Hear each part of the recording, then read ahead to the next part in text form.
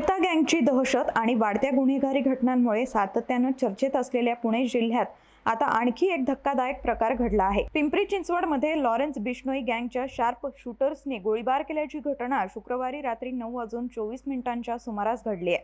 प्रसिद्ध AJ furniture मॉलवर गोळीबार झाला। पोलिसांनी दिलेल्या माहितीनुसार काल 2 अज्ञात हल्लेखोर बाईकवरून AJ मॉलच्या समोर आले। या दोघांनी त्यांच्याकडील रिव्हॉल्व्हरमधून मॉलच्या दिशेने 5 ते 6 राऊंड फायर केले। या सगळ्या गोळ्या मॉलच्या नेम प्लेटवर झाडण्यात आल्या होत्या। यानंतर हल्लेखोर तिथून पसार झाले। या घटनेची माहिती मिळताच पिंपरी चिंचवड पोलीस दलातील वरिष्ठ अधिकारी आणि गुन्हे शाखेचं पथक घटनास्थळी दाखल झालं। त्यांनी घटनास्थळाची कसून तपासणी करत फॉरेन्सिक नमुने गोळा केले। आरोपींच्या शोधासाठी पोलिसांची पथकं रवाना करण्यात आल्याची माहिती पोलिसांनी दिली आहे। या गोळीबाराची जबाबदारी लॉरेन्स बिश्नोई गँगचा सदस्य असलेल्या शुभम लोणकरनं स्वतः घेतली आहे। त्यानं तसं फेसबुक पोस्टच लिहिली आहे।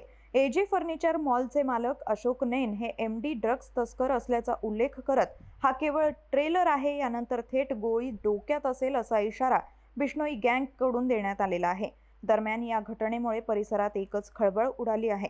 या घटनेमुळे लॉरेन्स बिश्नोई गँगची महाराष्ट्रातील दहशत आणि विस्तार आणखी वाढत चालल्याचा मुद्दा पुन्हा एकदा ऐरणीवर आलाय।